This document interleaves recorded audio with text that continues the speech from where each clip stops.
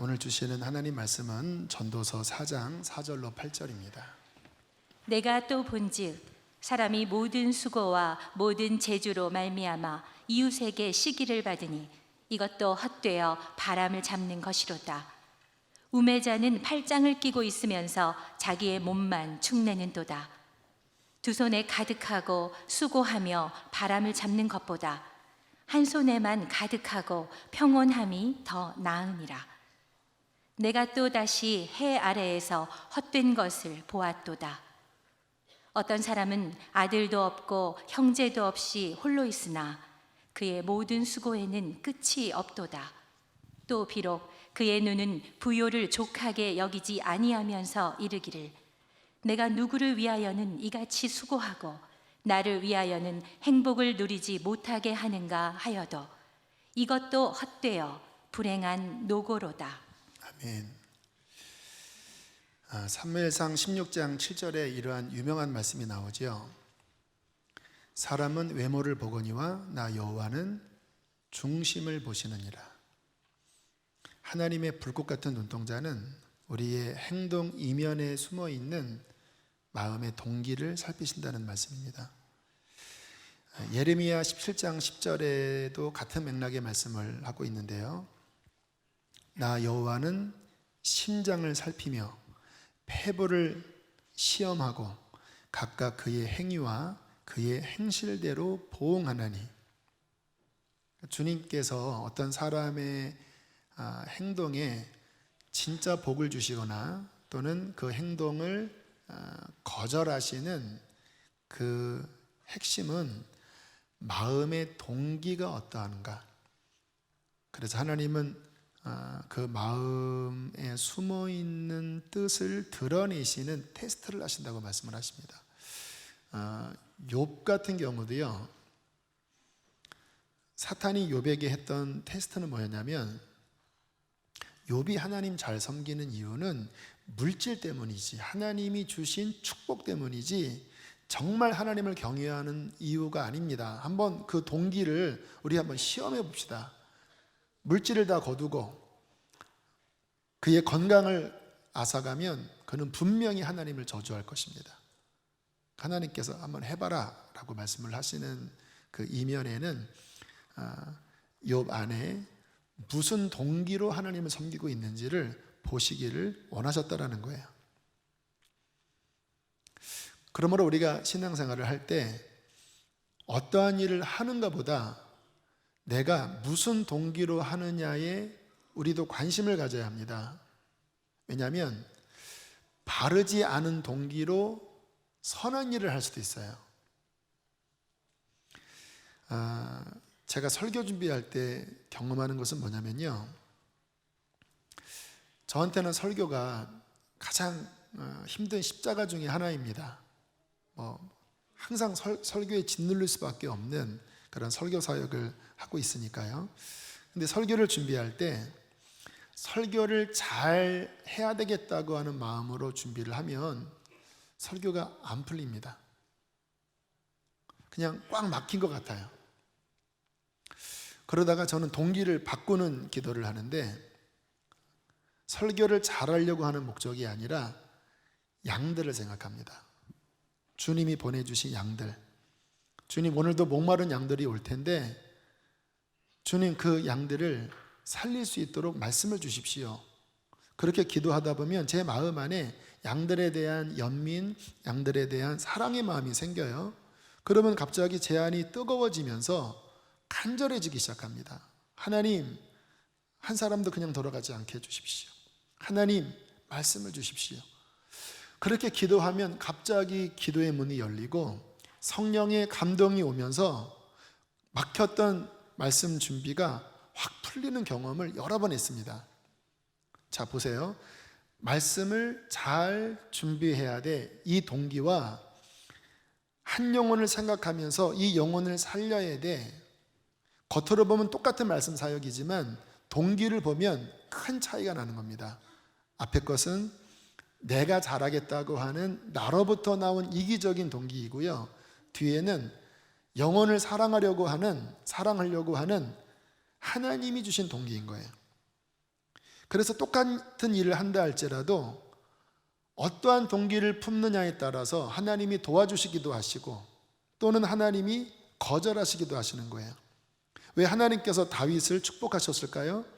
비록 어린 목동이었고 그 집안에서조차도 인정받지 못하는 보잘것없는 아이였지만 주님의 눈에 그 아이의 깊은 심성을 보니까 어떠한 일을 하는 동기가 남과 다른 거예요.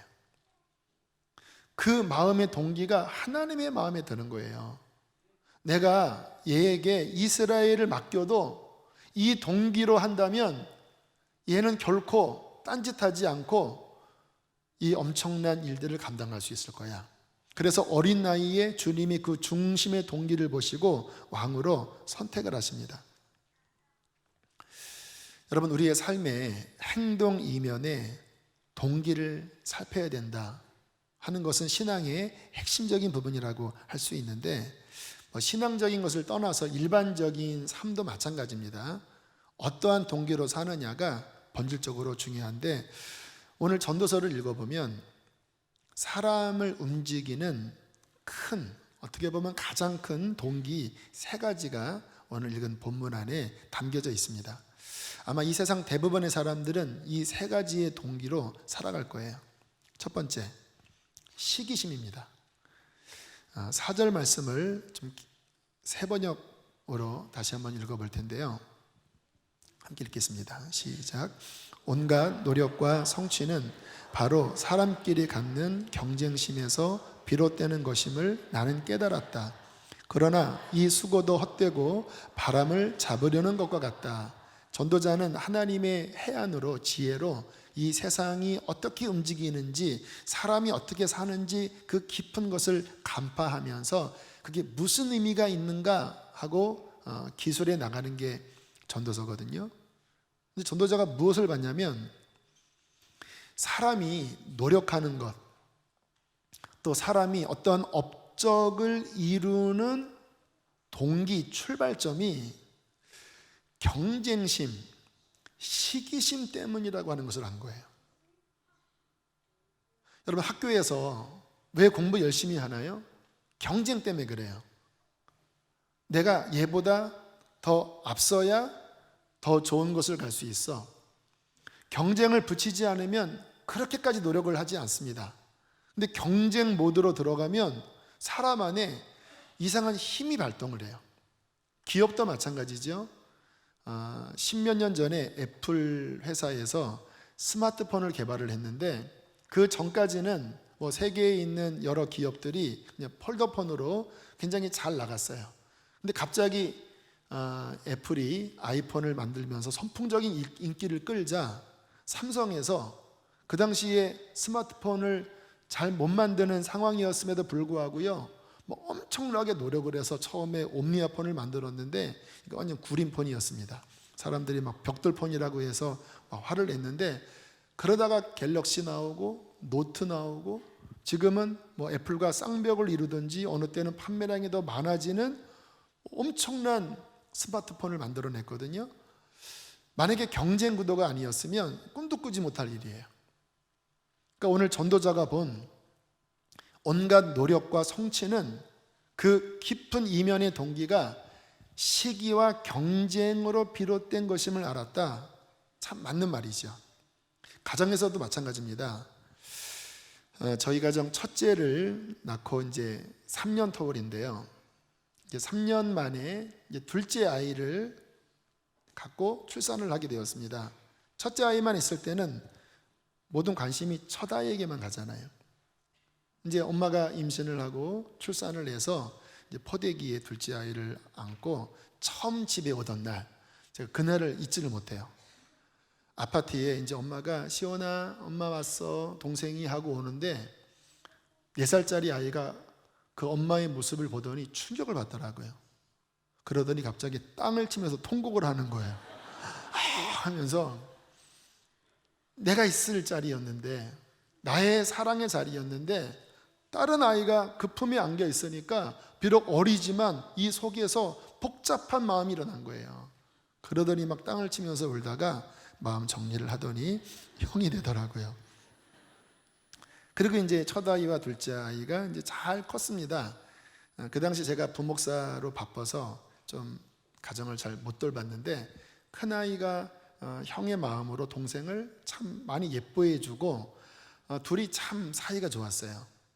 이 둘째가 아빠가 들어갈 때보다 형이 유치원에서 오면 막 더 좋아하고 그렇게 사이좋게 지냈는데, 또 운명의 장난으로 셋째가 생겼잖아요.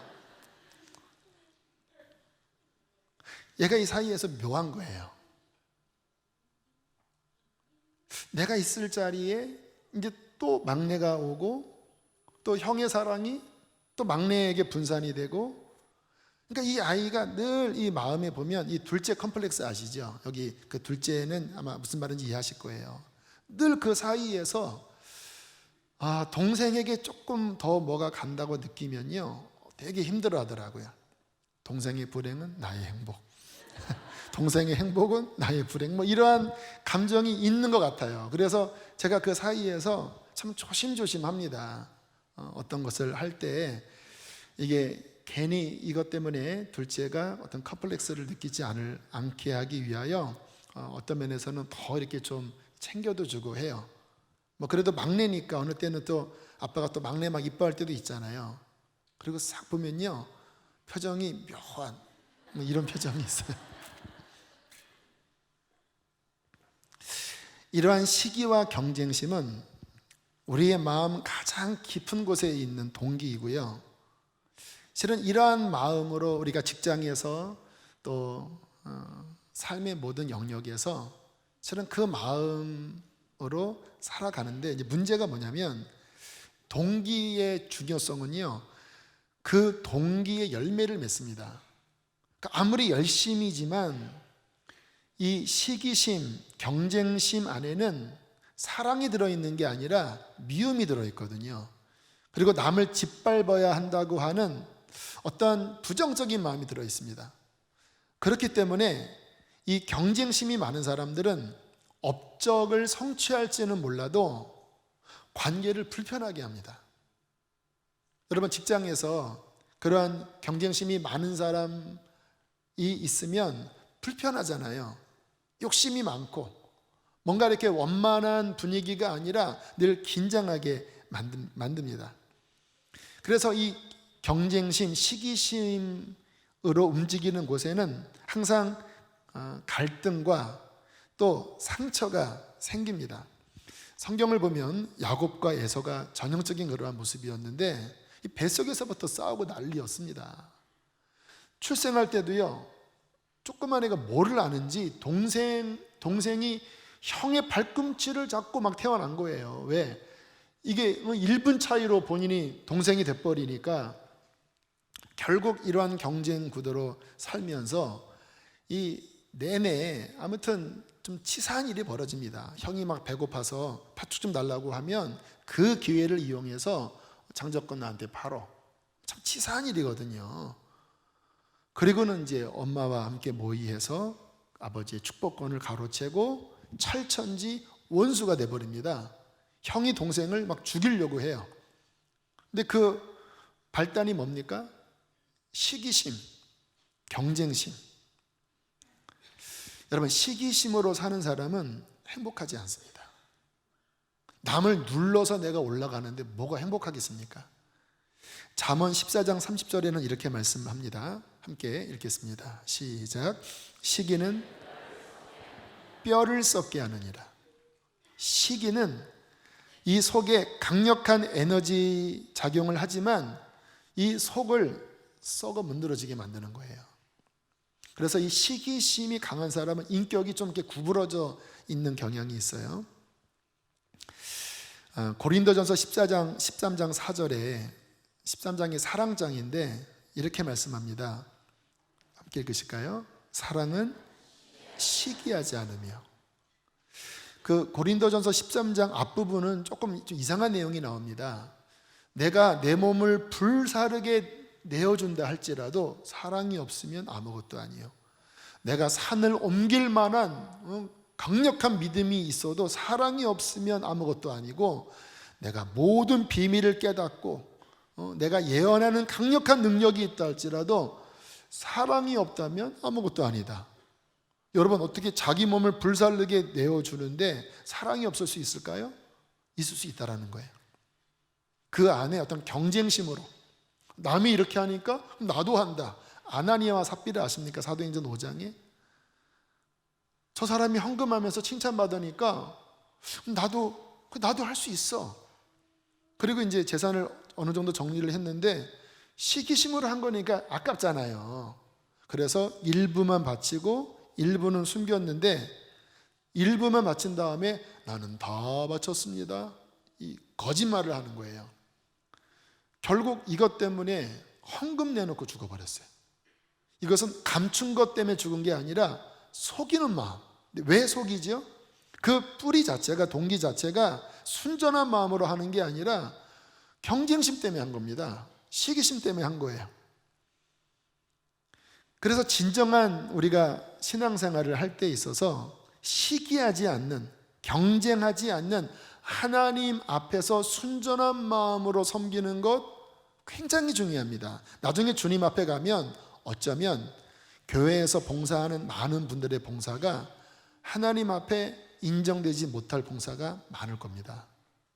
왜냐하면 그 동기가 바르지 않은 거예요. 막 경쟁하는 마음. 그래서 우리의 동기를 늘 살피라고 성경은 우리에게 권면하고 있는 것입니다. 두 번째 동기, 탐욕입니다. 5절 6절을 함께 보겠습니다. 시작. 우매자는 팔짱을 끼고 있으면서 자기의 몸만 축내는도다. 두 손에 가득하고 수고하며 바람을 잡는 것보다 한 손에만 가득하고 평온함이 더 나으니라. 자, 이 5절 말씀과 6절 말씀이 서로 이렇게 떨어져 있는 것처럼 보이지만 좀 번역을 좀 더 보완해야 되는 내용인 것 같습니다. 새 번역이나 쉬운 성경 보면 어떻게 5절이 나오냐면, 이렇게 따옴표하고 어리석은 사람은 팔짱을 끼고 제 몸을 축난다, 따옴표 닫고 이렇게 말하지만, 두 손에 가득하고 수고하며 바람을 잡는 것보다 차라리 한 손만 가득하고 평온함이 더 낫다. 이게 무슨 맥락이냐면요, 욕심 부리는 사람이 막 더 가지려고 하면서 막 전전긍긍하고 막 괴로워하는 거예요. 그러면서 옆에 사람은 자그마한 거 가지고도 감사하거든요. 야, 너는 왜 팔짱 끼고 있냐? 너는 네 몸만 축내는구나. 더 가져. 왜 너 그렇게 게으르게 살아? 그렇게 말하지만 차라리 한 손에만 뭔가를 쥐고 평안한 마음, 욕심이 아닌 평안한 마음으로 사는 게, 너 두 손 다 채우고도 막 모자라서 막 전전긍긍하는 너보다 이게 더 나은 것이다. 이러한 의미입니다. 여러분, 이 사람 안에는요 욕심이 있는데, 이 욕심의 특징은 가지면 더 목말라요. 그래서 보면 오히려 좀 가난한 사람들이 좀 더 후덕한 경향이 있고, 그러니까 너무 힘들면은 인색하지만 적당히 있는 분, 그러니까 너무 많지 않고 그냥 좀 너무 이렇게 잘 살지 않은 분들이 조금 더 후덕하고요. 오히려 아주 잘 사는데 진짜 욕심에 사로잡혀서 완전 자린고비인 사람들이 있어요. 그 사람들의 내면의 동기를 보면 욕심으로 가득 차 있습니다. 그래서 이만큼 가졌으면, 두 손 가득 가졌으면 내가 살만한데, 이게 이만큼 가지면요 그때는 감사해요. 그런데 머릿속에서 무슨 판단이 드냐면, 이거 조금 더 이렇게 가지면 내가 좀 더 편리하고 좋을 텐데라고 하는 생각이 움직이니까, 없을 때는 이만큼만이라도 좋은데 이만큼 가진 다음에 욕심이 발동되면요 이게 또 모자라 보이는 거예요. 그리고 위를 보면 더 많은 사람이 보이니까 이게 아까울 뿐만 아니라 이제 저만큼 가지려고 이제 더 막 전전긍긍하면서 막 고생하면서 막 발동돼요. 또 갔잖아요. 그러면 처음에는 좋은데 또 이 머리가 돌아가면서 또 모자라게 느껴지면 또 더 가고, 이게 탐욕의 이끌림을 받는 사람들의 모습입니다. 디모데전서 6장 10절에 이러한 말씀이 나옵니다. 함께 읽겠습니다. 시작. 돈을 사랑함이 일만하게 뿌리가 되나니 이것을 탐내는 자들은 미혹을 받아 믿음에서 떠나 많은 근심으로써 자기를 찔렀도다. 여러분, 돈이 만악의 뿌리가 아니에요. 돈은 어떤 면에서는 어떻게 쓰느냐에 따라 달라요. 근데 뭐가 문제입니까? 그것을 사랑하는 마음, 탐욕의 마음이 모든 악의 뿌리가 되나니 이 마음으로 살아가면 믿음에서 떨어지고 또 그 욕심 때문에 여러 근심이 찾아와 내 마음을 찌른다고 말씀을 하는 거예요. 골로새서 3장 5절 함께 읽겠습니다. 시작. 탐심은 우상숭배이니라. 현대판 교회의 우상숭배는 송아지, 불상 앞에 절하는 게 아니라 탐심의 노예가 되는 거예요. 그래서 어떤 경우에는 기독교가 하나님을 섬기는 게 아니라 하나님을 이용해서 물질을 섬기는 쪽으로 가는 경향이 있어요. 그래서 그런 면에서 기복주의는 경계합니다. 하나님은 복을 주시는 분이신데 하나님이 나의 주인이시고 그 하나님 안에서 정상적인 복이 아니라 이게 완전 물질에 사로잡혀서 하나님도 그 물질을 위한 도구, 같은 마음으로 신앙생활을 하는 것, 이게 탐심의 우상숭배지요. 그래서 우리가 신앙생활을 하면서 또 우리가 삶을 살면서 탐욕의 노예가 되지 않기를 늘 싸우셔야 합니다. 어떻게 이거와 싸울 수 있을까요? 저는 두 가지를 하나님께서 방편으로 주셨다고 생각하는데, 첫 번째는 물질을 나누는 거예요. 레위기 19장 9절로 10절에 이러한 말씀이 나옵니다. 함께 읽으실까요? 시작. 너희가 너희의 땅에서 곡식을 거둘 때에 너는 밭 모퉁이까지 다 거두지 말고 내 떨어진 이삭도 줍지 말고 내 포도원의 열매를 다 따지 말며 내 포도원에서 떨어진 열매도 줍지 말고 가난한 사람과 거류민을 위하여 버려두라. 나는 너희의 하나님 여호와이니라. 네가 다 입마이 포켓하지 말아라. 적당하게 어려운 사람들을 위해서의 몫을 남겨두어라. 그게 추수할 때 일부분, 또 좀 땅에 떨어진 부분, 그것까지 다 쓸어 담지 말고. 그래서 유대인들이 이런 구제를 어릴 때부터 늘 이 습성으로 몸에 훈련한다고 하더라고요. 저희 교회가 이번에 5,900여만 원의 헌금을 이제 어려운 이웃들에게 한 번에 다 흘려보냈는데 절대 많은 금액이 아닙니다. 집 한 채에 몇 억이 그냥 다 타버렸으니까요. 근데 또 교회 입장에서 보면 부활절 헌금이라고 하는 이 헌금을 다 산불 헌금으로 나누는 것도 또 드문 케이스이기도 해요. 보통 한 1,000만 원, 2,000만 원, 3,000만 원 적지 않습니다. 그런데 부활절 헌금이 얼마 나올지 모르지만 광고하고 전액 어려운 이웃을 나누겠습니다. 꽤 아름다운 결단, 큰 결단이었어요. 저는 이것을 하면서 어떤 마음을 갖고 있냐면요, 물론 저희 교회가 빚이 많습니다. 건축하면서 남은 빚이 적지 않아요. 이자도 매달 적지 않게 나가요. 원금도 상환하고 있고. 그러나 저는 감사한 게 하나님이 정말 부족함이 없이 채워주셔서 이자뿐만 아니라 원금도 지금 열심히 여러분들이 낸 헌금을 원금으로 많이 갚았습니다.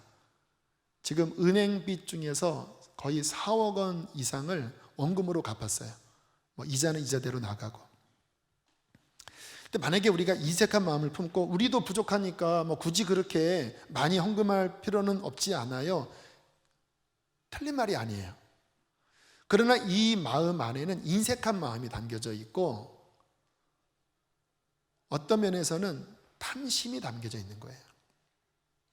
그래서 이와 같은 훈련을 통해서 정말 어려움 당한 이웃을 위하여 이러한 물질을 나눔으로써 우리 교회의 주인은 주님이시고, 그리고 우리는 물질의 노예가 아니라 하나님의 종입니다. 이 신앙적인 훈련을 하는 차원이 저는 이 안에 담겨져 있는 거예요. 이 일에 아름답게 결정하고 또 헌금해 주신 여러분께 감사의 마음을 드립니다.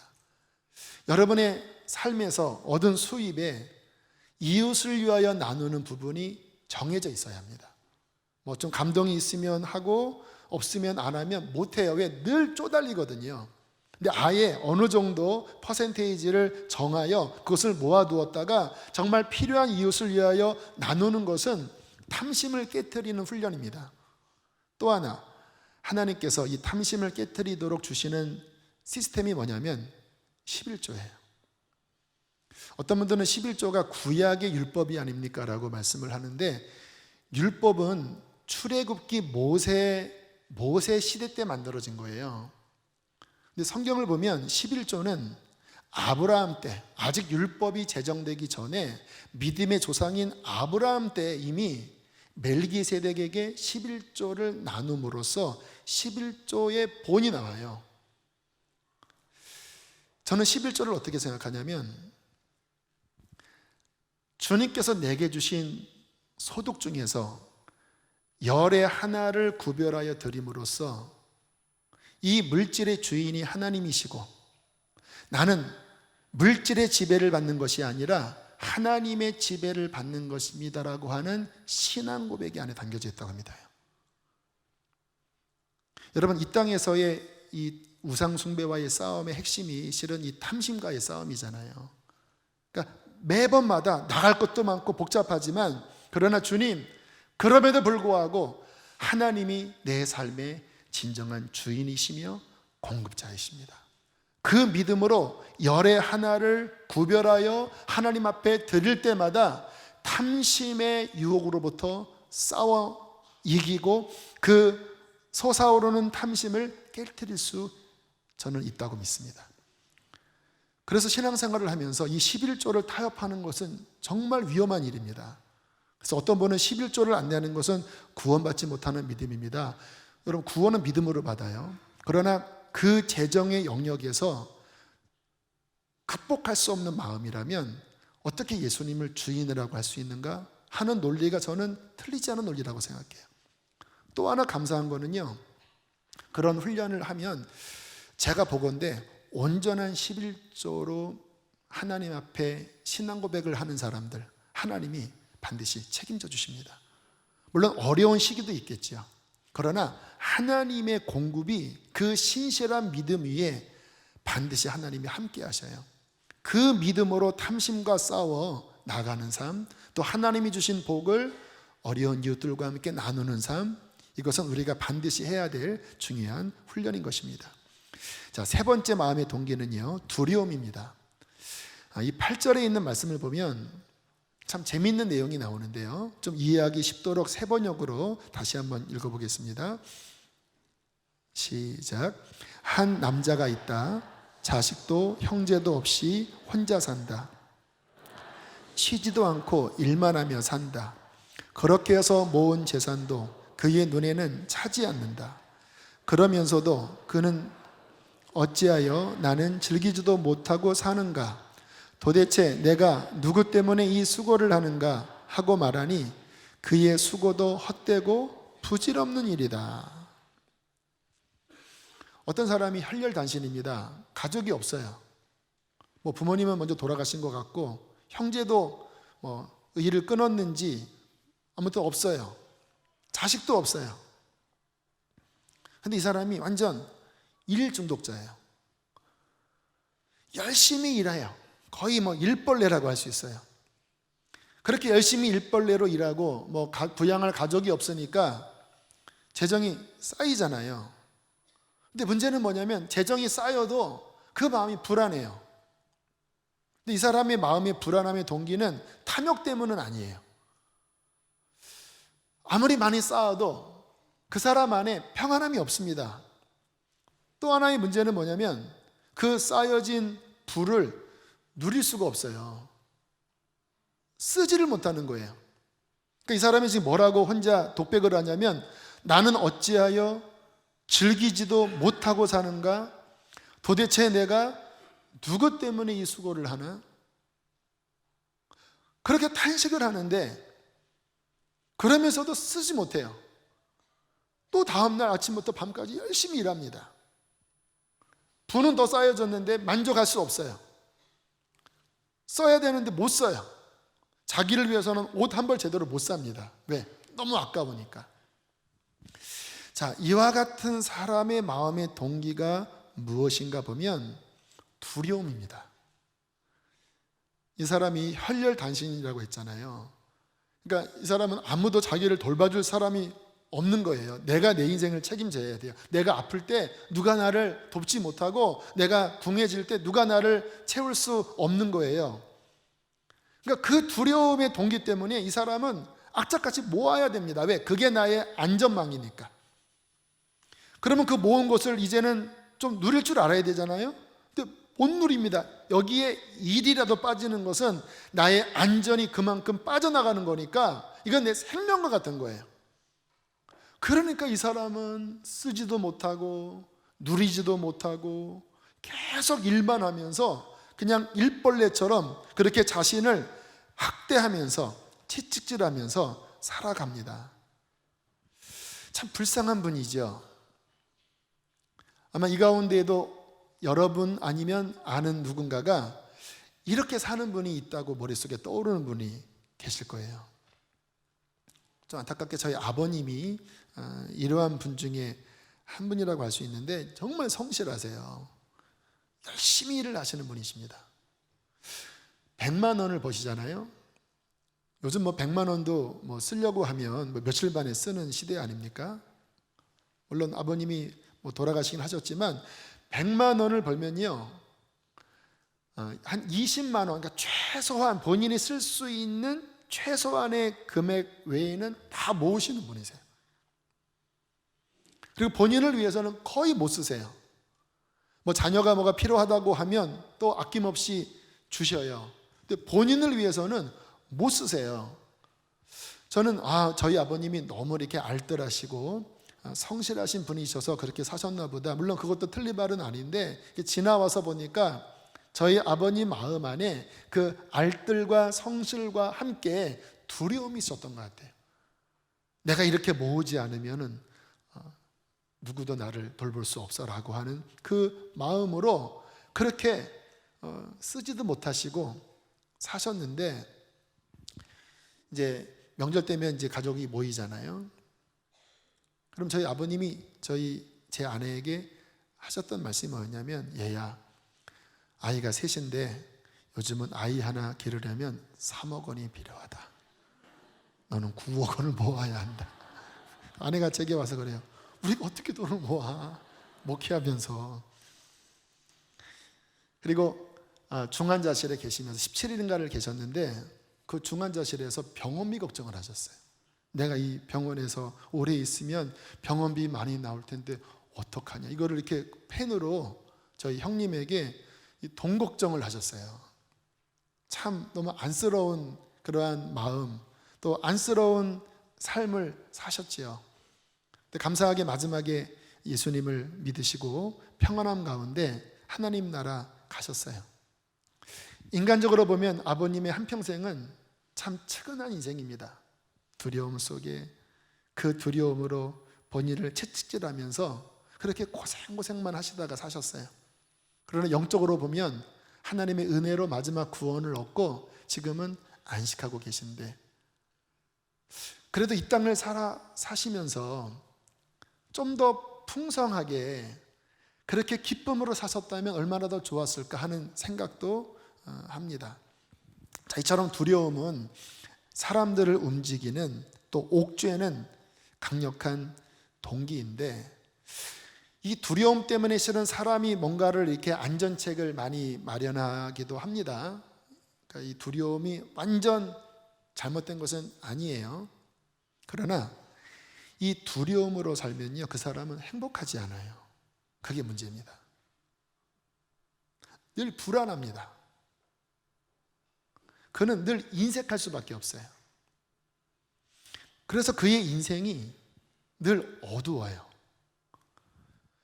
여러분, 하나님께서 우리를 지으실 때 그렇게 두려움의 노예가 되도록 창조하셨을까요? 하나님은 우리에게 풍성한 것을 주시고 또 우리에게 안식을 주시는 분이시라고 말씀하시거든요. 하나님이 6일에 천지를 창조하시고 7일째 안식하사 이 날을 복되고 거룩하게 하셨다고 말씀을 했는데, 이것은 하나님을 위한 안식일이 아닙니다. 무슨 하나님이 뭐가 피곤하시겠습니까? 우리를 위하여, 안식일은 사람을 위해 있다고 말씀을 하거든요. 우리를 위하여, 우리가 두려움 속에 살아가는 것이 아니라 하나님이 나의 아버지이심을 믿고 하나님이 나의 공급자이심을 믿고 그 사랑 안에서, 그 확신 안에서 기쁨으로 사는 존재로 하나님이 우리를 부르셨어요. 그래서 두려움의 동기로 사는 것, 이것은 신앙적으로 봤을 때 하나님이 주시는 마음이 아닌 거예요. 디모데후서 1장 7절에 이러한 말씀이 나오지요. 함께 읽어보실까요? 시작. 하나님이 우리에게 주신 것은 두려워하는 마음이 아니요 오직 능력과 사랑과 절제하는 마음이니. 제가 목회를 처음 할 때 설교에 대한 두려움이 이렇게 많았어요. 사람들은 몰려오는데 저라는 존재를 제가 알잖아요. 이 사람들의 어떤 영적 갈급함을 제가 어떻게 채워주겠습니까? 그래도 초기에는 제가 이제 레파토리가 있잖아요. 막 간증도 있고, 뭐 그동안 받았던 레마의 말씀도 이렇게 어느 정도 양이 있으니까 아무튼 열심히 전했습니다. 뭐 밥숟가락 놓으면 설교 걱정해야 되고, 왜 새벽, 뭐 수요, 뭐 금요, 막 주일 막 다 해야 되니까. 거의 뭐 이 설교의 중압감에 막 눌려서 거의 뭐 토요일은요 고3 같은 마음으로 내일 이제 수능 시험을 보는데 이런 마음으로요 정말 가파른 어떤 산을 올라가듯이 그렇게 막 허덕허덕 되면서 그렇게 살았습니다. 그러니까요 이 삶이 늘 이렇게 뭐가 이렇게 짓눌린 느낌이었습니다. 여러분 이 주변에 보면 좋은 환경들이 있습니다. 이렇게 여기 정평천 보면 그 냇가가 작은 냇물이지만 이게 정서적으로 참 좋아요. 거기에 이렇게 물오리도 이렇게 다니고 뭐 새끼도 막 다니고 꽤 괜찮은데 한 2년간은요 이게 눈에 하나도 안 들어왔습니다. 그러다가 주님께서 제 안에 믿음을 주셨어요. 설교 잘하려고 하지 말고 네가 나와의 관계 안에서 내가 너에게 준 그 말씀을 나누면 돼. 꼭 이렇게 감동적이지 않더라도 네가 말씀 묵상하고 또 말씀을 실천한 그런 내용들을 성령 안에서 전하면 돼.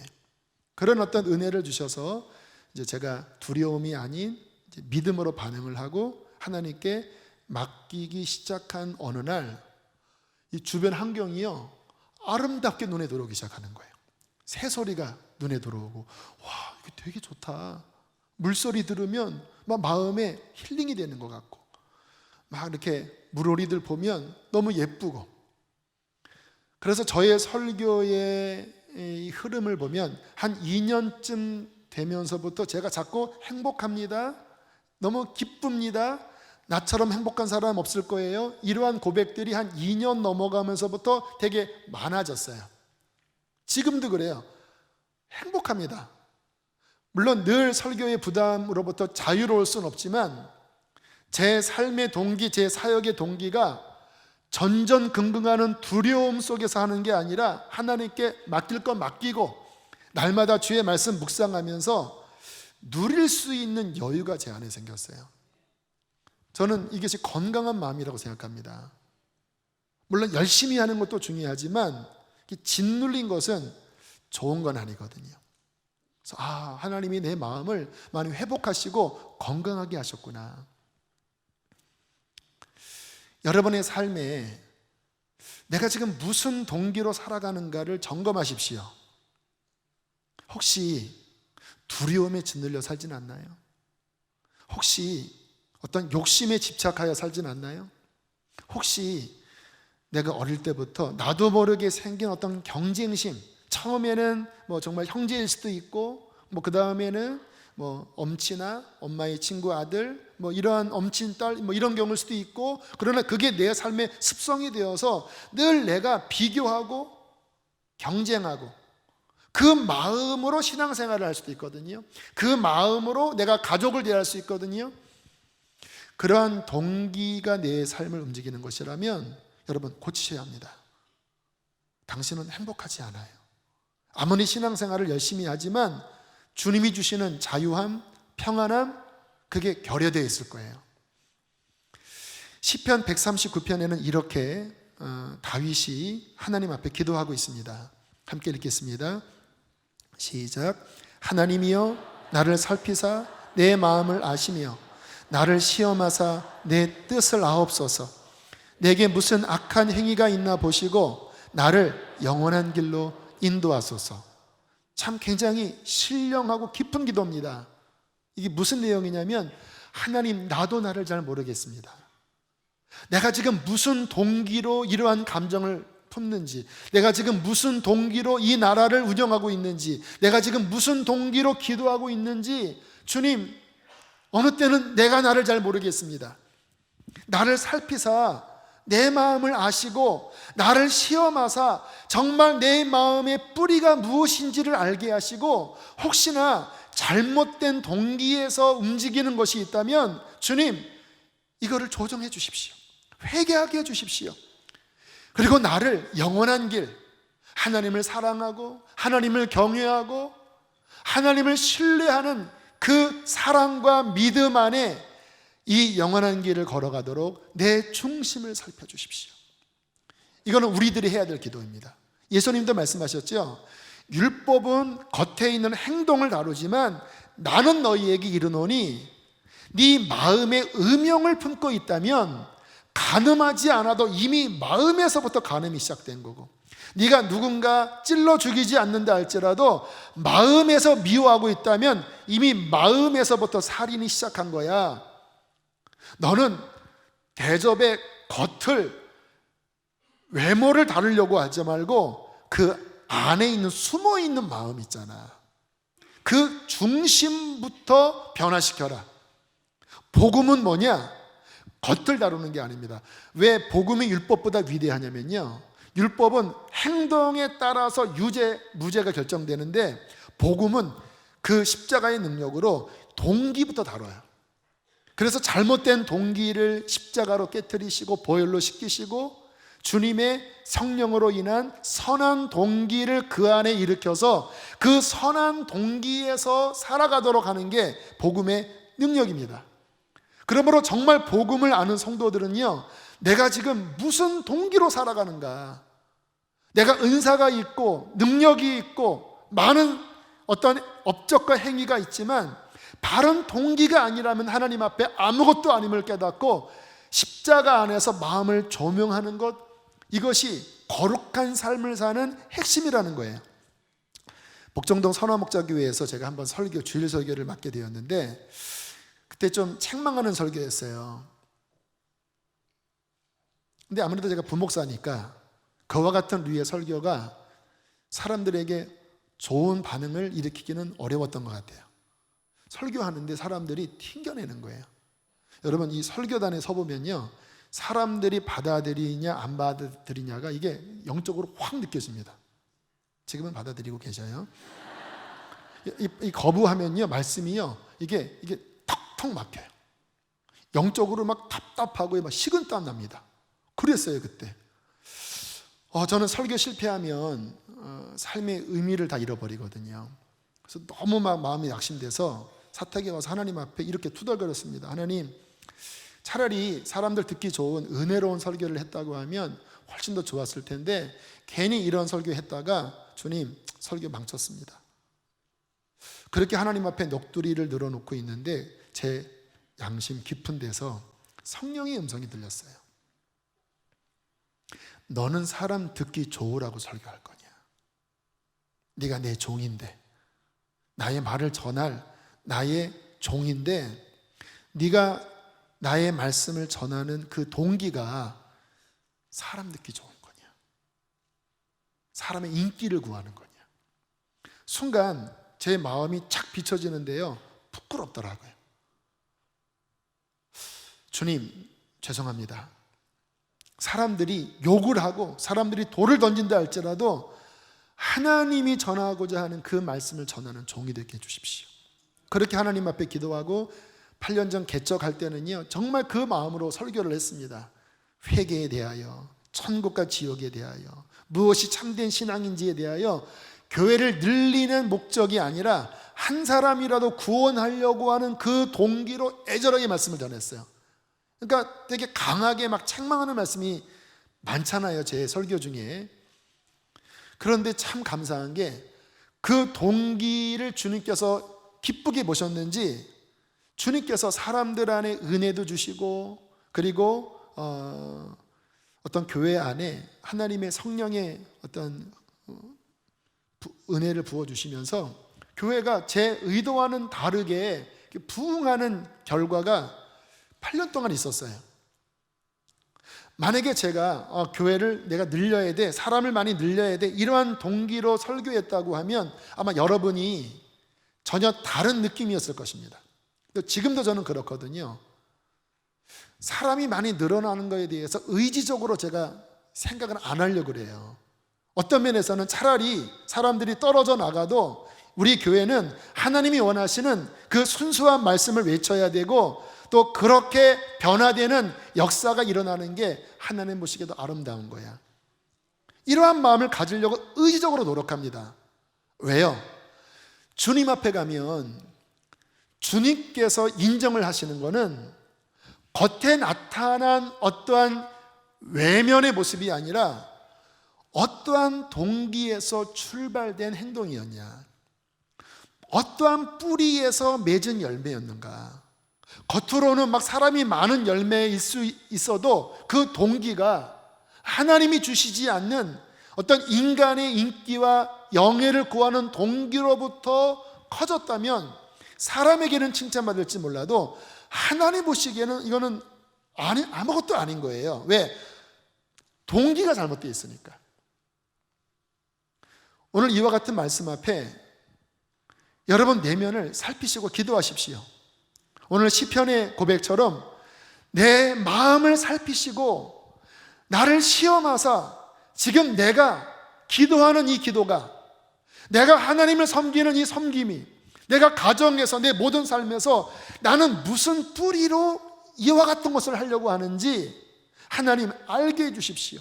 혹시 두려움은 아닙니까? 혹시 경쟁심은 아닙니까? 혹시 어떤 욕심은 아닙니까? 그런 것이 있다면 십자가에서 다 깨뜨려 주시고 오직 성령님이 주시는, 오직 주님으로부터 온, 오직 진리의 말씀으로부터 온 순전한 사랑과 믿음과 진리의 거룩한 동기만 내 안에 있게 하옵소서. 그렇게 변화될 때 하나님이 받으시는 아름다운 의의 열매가 우리의 삶에 맺어질 줄로 믿습니다. 우리 함께 시간 찬양하시겠습니다. 예수 우리 왕이여. 이 찬양을 선곡한 이유는요, 내가 주인된 마음 안에는 잘못된 동기밖에 나올 수 없을 거예요.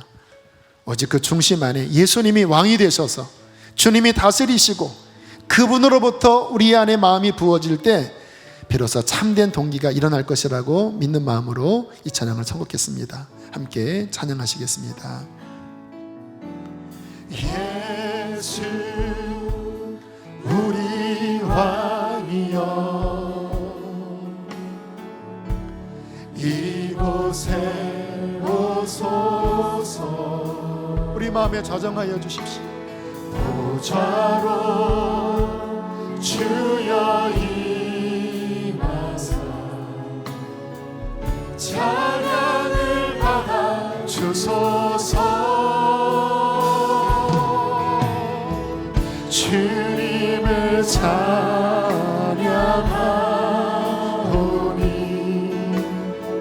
주님을 경배하오니 왕이신 예수여 오셔서 좌정하사 다스리. 주님을 찬양하오니 경배하오니 주님을 찬양하오니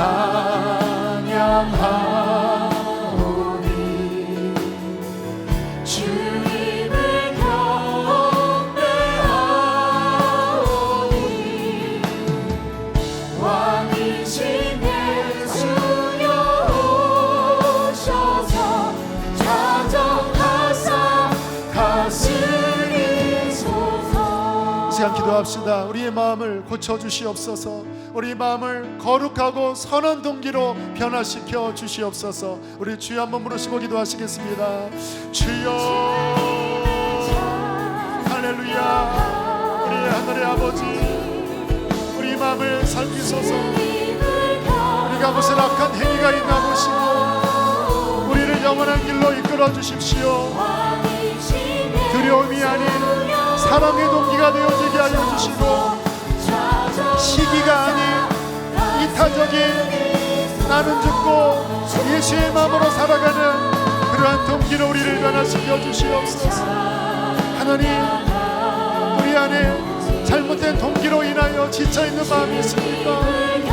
하나님, 다 내려놓습니다. 다 내려놓습니다. 하나님, 주님의 얼굴을 구합니다. 은혜를 베풀어 주시어서 우리의 숨은 사랑 거룩하게 하여 주시옵소서.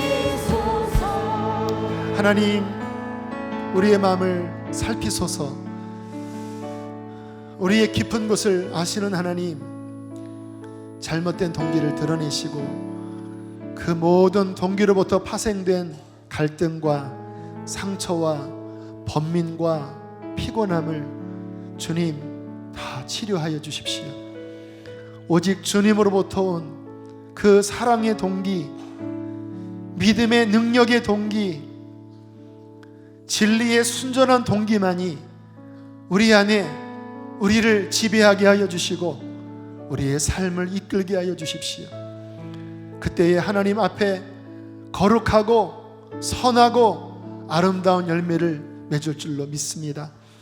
다 그러한 삶을 사는 성도들이 되도록 이끌어 주시기를 축복합니다. 귀한 예물 봉헌합니다. 주님, 우리의 물질의 주인은 예수 그리스도이십니다. 열의 하나를 구별하여 드리고 우리의 가진 것을 그 일부를 이웃에게 나눕니다. 하나님, 우리의 삶을 이끌어 주시고 날마다 일용할 양식을 우리에게 허락하여 주시옵소서. 우리 사랑하는 성도들 한 주간 이 세상 살아갈 동안에 그 믿음으로 함께 하시고 그 사랑으로 함께 하여 주셔서 승리하게 하옵소서. 이제는 우리를 죄에서 건지신 예수 그리스도의 은혜와 하늘아버지의 그 크신 사랑과 성령의 교통하심이 마음의 동기를 살피고 주의 마음을 품고 돌아가는 사랑하는 성도들에게 영원토록 함께 있을지어다. 아멘.